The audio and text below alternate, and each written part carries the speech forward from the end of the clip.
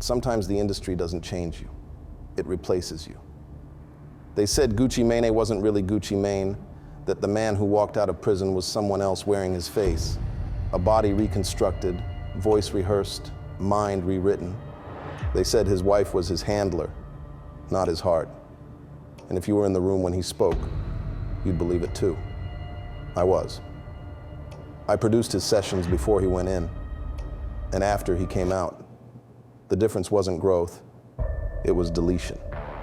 The rhythm was perfect, but the soul was gone, like someone had scrubbed him clean from the inside. The night I realized what really happened in that studio, I stopped sleeping. Because the truth isn't that Gucci changed, it's that he never came back.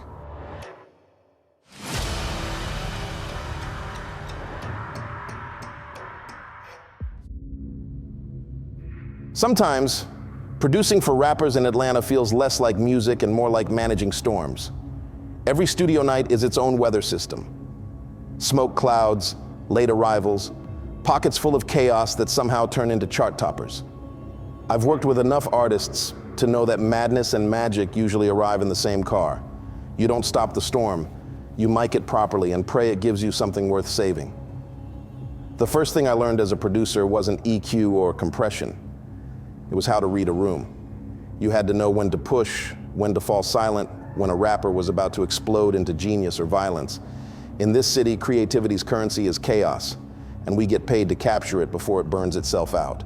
Gucci Mane was chaos personified. When I first worked with him, around 2010, he moved through Patchwerk studios like a man haunted by sound. He'd record a verse, then wipe it, then re-record it twice as fast, then tell me the second version was for the next life. Nobody could keep up. He'd pace barefoot across the booth, sweat dripping from his temples, mumbling lines like he was decoding radio frequencies only he could hear. People said he was manic, dangerous, unstable. I never saw that. I saw someone fighting to stay human in a business that eats people whole. There was calm inside his chaos, a rhythm underneath all that noise. It was like watching a man wrestle his own reflection and somehow make it rhyme. One night he stopped mid-take and stared straight at me through the glass. "You ever notice how the booth feel alive?" he asked. I laughed it off, but he kept going. "It listens, bruh. The booth listens. That's why I don't trust playback." He had these moments, quick flashes where the room went cold, like he'd stepped too close to a truth the rest of us weren't ready to hear. Then he'd crack a smile, grab a blunt, and jump back into a verse like nothing happened. That was Gucci before the fall, unpredictable, brilliant, completely human. The last time we recorded before he went in, he was working on a track he called Reflection Don't Lie. The beat was stripped down, slow 808s, low piano loop, nothing fancy. He wanted it empty, he said, so you can hear the words hit the wall. Halfway through the session, he stopped rapping and whispered, "They trying to take my frequency, bro." I told him to rest. He said, "Nah, you don't get it. Once they take the sound, they take you." That night, he left without finishing the verse.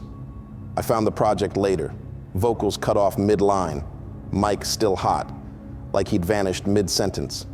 I labeled the file GUCCI_LAST_REAL.WAV. When the news broke about his arrest, nobody in the studio was shocked. We'd seen the spiral, the drugs, the paranoia, the online meltdowns.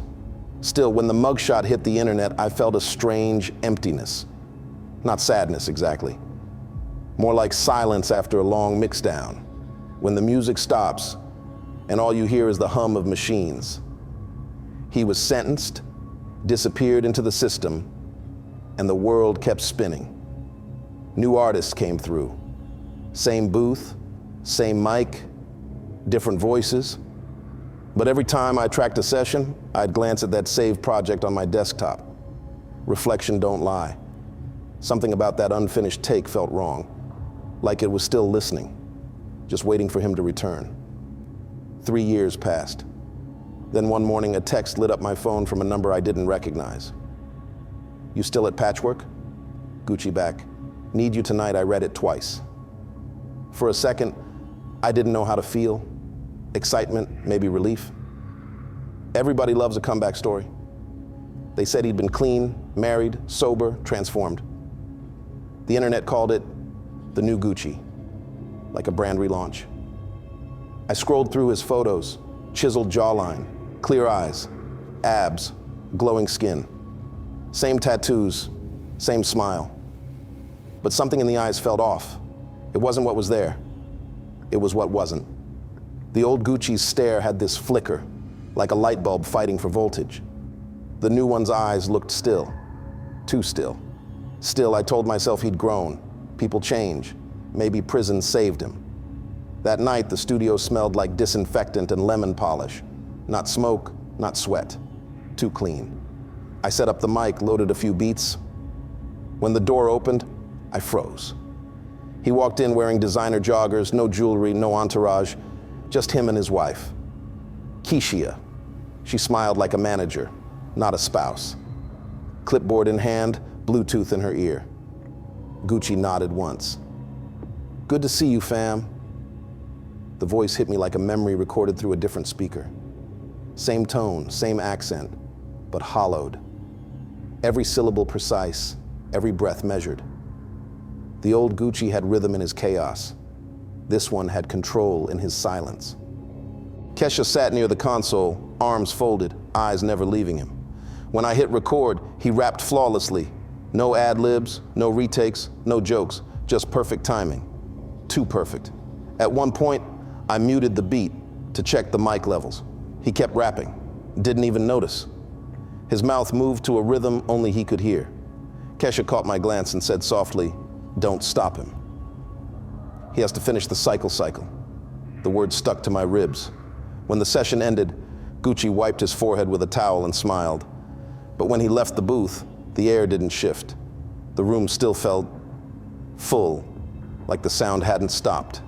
Kesha thanked me, shook my hand, and whispered, "He's better now. Don't bring up the past. It confuses him." That night, I sat alone in the control room, staring at the waveform of his new track. The pattern was too perfect. Each verse hit the same decibel peaks, same breath spacing, like someone had studied him down to the inhale. Out of curiosity, I opened the old file. Reflection don't lie. When I aligned the waveforms, they matched. Frame for frame, breath for breath. Two voices, one ghost. I leaned back, the monitors humming softly, and realized something no one online would ever believe. They said prison changed him. They said love saved him. They said sobriety made him new. They were right, but not in the way they thought. I'd seen transformation before. Artists reinvent themselves all the time. But this wasn't transformation. This was replacement. And as the hum of the booth settled into silence, I finally understood what Gucci meant that night before prison. They didn't take his sound. They took him. I came back a few weeks after his first post-prison session, and the building had a new quiet to it, like someone had turned the city down a notch at the fuse box. The front glass was spotless. The hallway carpet didn't crunch from old snack crumbs. Even the control room smelled wrong. Citrus cleaner, where there used to be cologne, smoke, and fried chicken at 3 a.m. The LEDs over the preamps blinked in steady rhythm, each light the same distance from the next. I used to love that sound, the low machine hum that tells you music is close. Now it felt like a hospital monitor waiting for something to flatline. Sessions started on time. They ended on time. Someone had written a new rule on the whiteboard by the booth. Silence between takes. I stared at that sentence for a long minute, trying to remember when silence ever made a great record in this city. They arrived together. They always did now. He entered first, slim, shoulders squared, shades on, though it was midnight. His beard line looked like it had been measured with a ruler. His smile was polite and brief, like a hotel greeting, there and gone. Keisha followed half a step behind, not touching him but close enough to catch a breath before he took it. Clipboard tucked under her arm, phone already unlocked in her palm. She didn't look at the room, she assessed it. Lights, temperature, chair position, pop filter angle. "Dim the booth 2 points," she said. He regulates better that way. Good to see you, I told him. You as well, he said. The words landed in even beats. No slur, no slide, no throwaway ad-lib. 2 seconds, exactly. He extended a hand. The grip was firm and quick. 1, 2, release. The old Gucci would have pulled me into a side hug, laughed, talked trash about the last take, asked for something ignorant at 160 beats per minute. This version didn't even look toward the snack table. He didn't ask for water. Kesha set 2 capsules beside the console instead. For focus, she murmured, like we were in a clinic. He took them without looking. I loaded a beat. He stepped into the booth, set his feet shoulder width apart, and lifted the headphones with the care of someone handling lab equipment. I hit record. He delivered the verse in a single pass. No false starts, no punch-ins, no muttered rewrites under his breath. The syllables fell into place as if someone had pre-scored the bar lines in the air. It was good. It was sharp. It was everything a label loves to hear. And it was wrong. I didn't realize how much I missed the mess until it was gone. Old Gucci lived inside bars like they were hallways, kicking doors, checking rooms, knocking pictures, crooked as he passed. He'd start a line too early, then ride it like a wave and land dead on the snare. He'd laugh mid-take and somehow the laugh became part of the rhyme. There was danger in it. Life. The booth had felt alive because a living person was inside it. Now the room felt obedient. Great, Kesha said, eyes on a metronome app that pulsed quietly against her screen. Again. He did it again. Exact same breaths, exact same consonants. The same smile after line 4 that looked like it had been written into the verse. I slid the tempo up a single click mid-take. He adjusted without breaking cadence, as if his voice were chasing a grid only he could see. When I stopped the recording and muted the beat to check levels, he kept going. His lips moved for 2 more bars in perfect time to silence. I glanced at Kesha. She didn't blink. Don't interrupt his cycle, she said softly. It makes him nauseous. Cycle. That word again. Like we were tuning a machine, not cutting a record. I tried to make it feel normal. When he stepped out, I asked about an old inside joke from a 2010 session, the night we tried to see who could stack the most ad-libs before the take collapsed. He looked at me for a long second, not confused, not remembering, loading. Then he repeated the punchline perfectly, the same wording, the same order of words, without the laugh.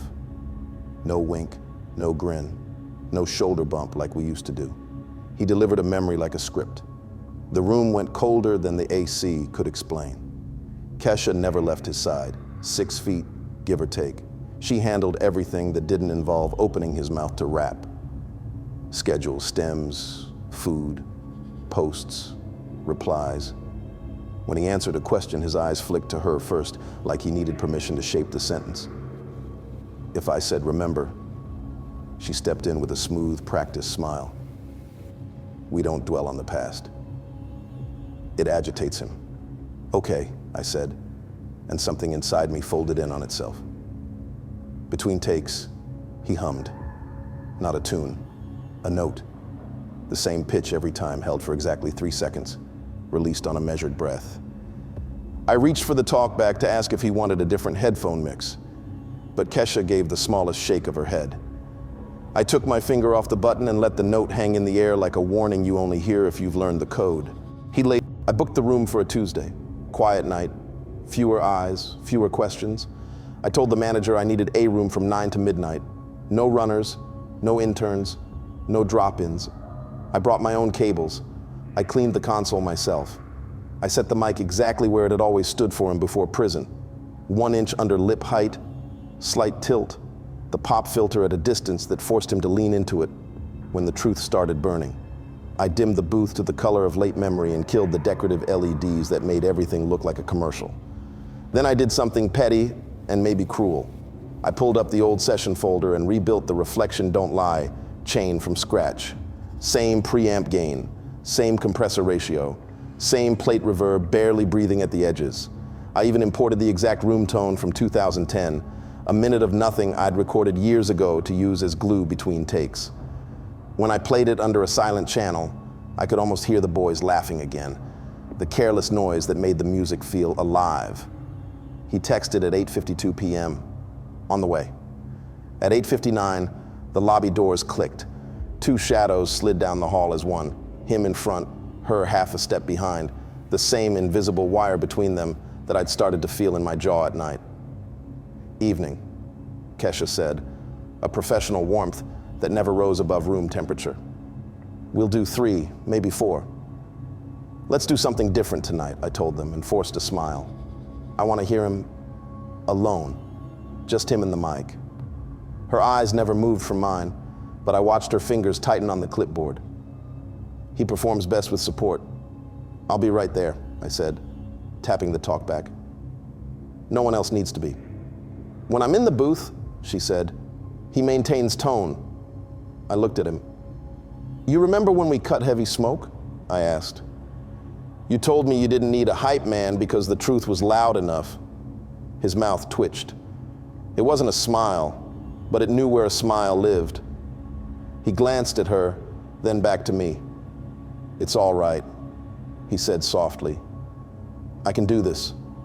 No, she said just as softly. You can't. Silence felt like a sharp object in my hands. I set it down gently. 2 takes, I offered. No risk. We'll see how his levels are solo. Then you can go in. She measured the room with her breath.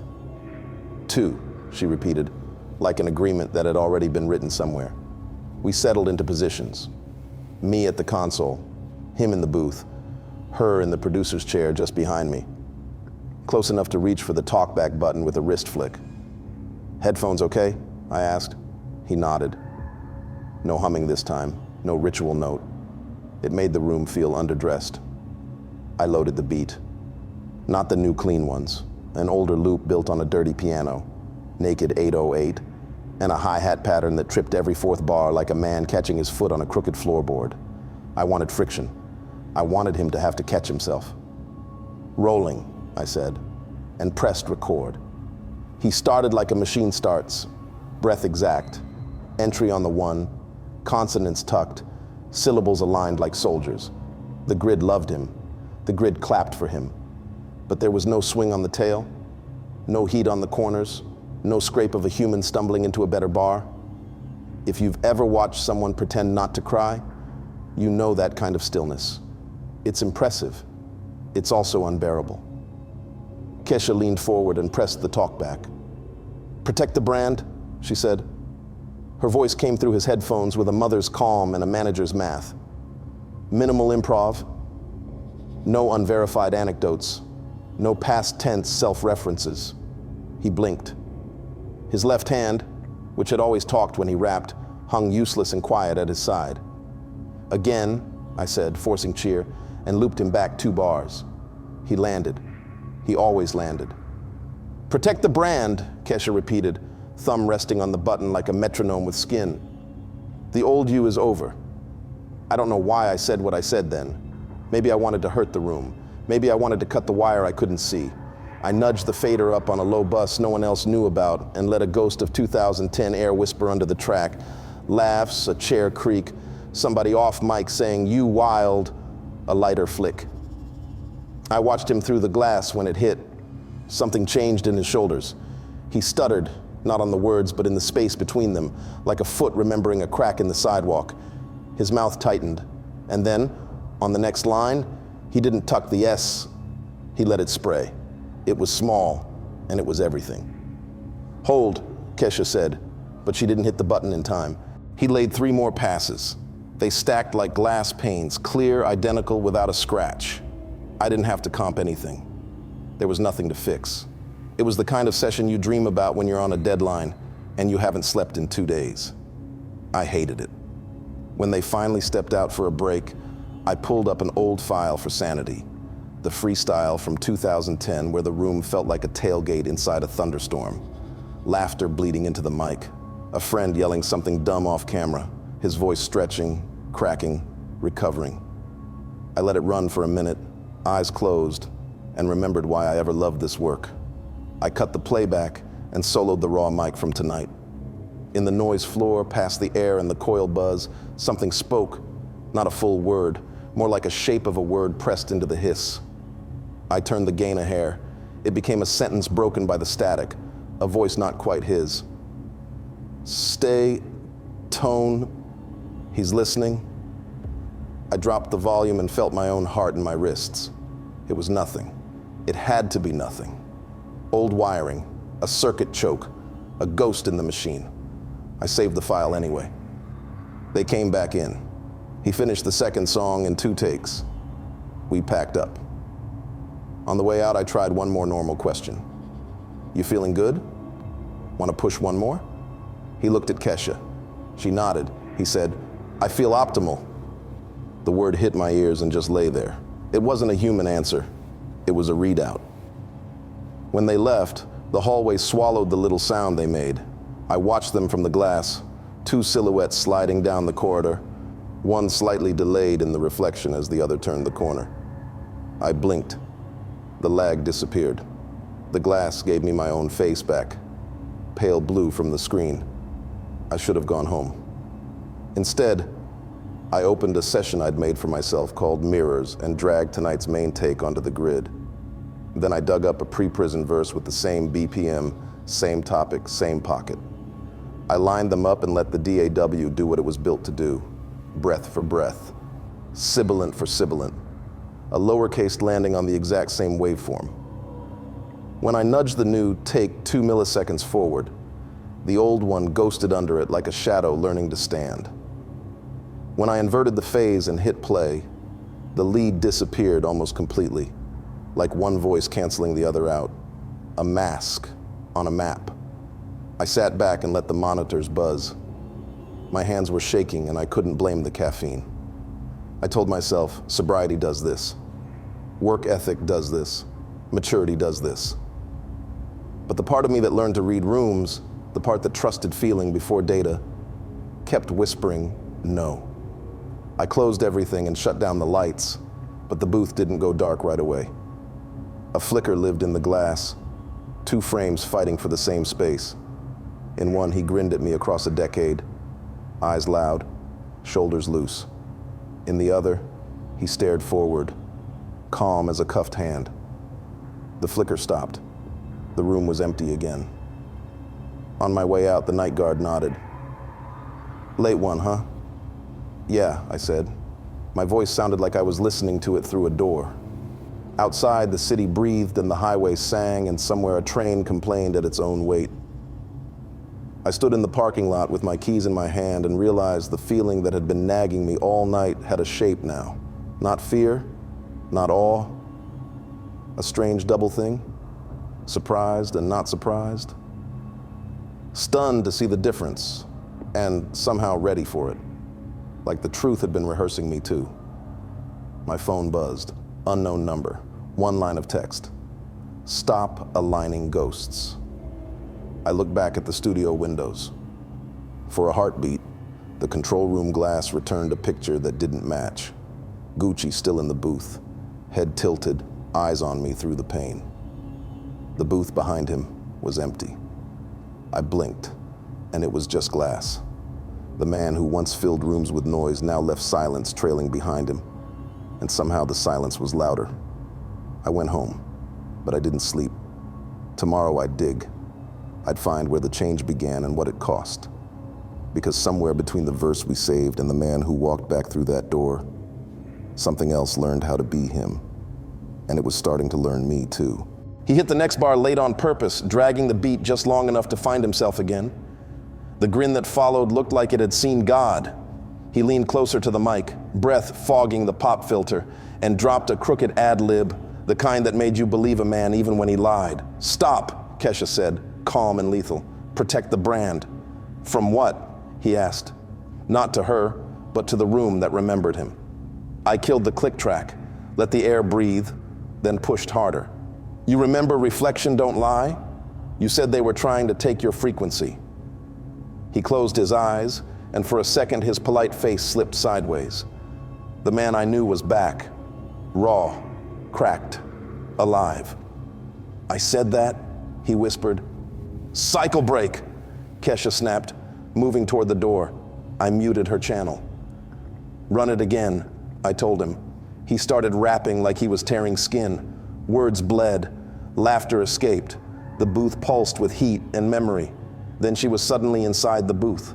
No door opened. Enough, she said. He froze. The light dimmed. She took his hand. Session complete. When they left, the silence still breathed, like the room had learned how to miss him. The email arrived before sunrise. Subject: employment termination, confidential complaint. No sender, no reason, just effective immediately. I read it 3 times, waiting for sense to form. It didn't. When I called the studio, the assistant said, it came from higher up, workplace concern. She couldn't say who filed it. Concern about what, I asked. Your behavior during client sessions. That word, client, hurt more than fired. It meant he wasn't a man anymore. He was property. By noon, my badge stopped working. Security walked me out like we were discussing the weather. Through the glass, the new intern cleaned the mic like a holy object. I called him, voicemail. I called her, number changed. By nightfall, my contacts vanished. Texts left on read. 2 studios said, management advised we can't book you. Another claimed I'd interfered with an artist's mental health protocol. For days, I replayed his last session, the moment his real voice cracked through the calm. The sound both haunted and proved me. Then came the knock. 2 short, 1 long. Nobody there. Just an envelope. You are prohibited from contacting clients. A note scrawled at the top. This is mercy. Every studio smiled, shook my hand, and said, we'll call you. None did. I'd been erased. At night, I drove past Patchwerk and saw a silhouette in the booth. Same stance, same stillness. Perfect imitation. Never human, never wrong. Months later, a showcase I helped build announced new headliners. Kesha and G, the rebirth session. That night, I packed my life into a trunk and left. The highway stretched out like magnetic tape. Billboards flashed his new face. Gucci Mane, the rebirth experience. Tagline, he's better than ever. The radio hissed, tapping out a rhythm only ghosts remember. 2 short, 1 long. By dawn, I stopped at a gas station. His video played silently on the TV above the counter. Crazy comeback, huh? The clerk said. Yeah, I answered. Crazy. Outside, his reflection rippled in a puddle, breaking every time the wind moved. Somewhere, that perfect voice still echoed. Fans cheered for a man who wasn't one anymore. The truth was simpler, crueler. He never came back, and the world applauded. Drop your thoughts in the comments. I read every theory. If you believe the industry hides more than it shows, hit subscribe and turn on the bell, because the next story goes even deeper.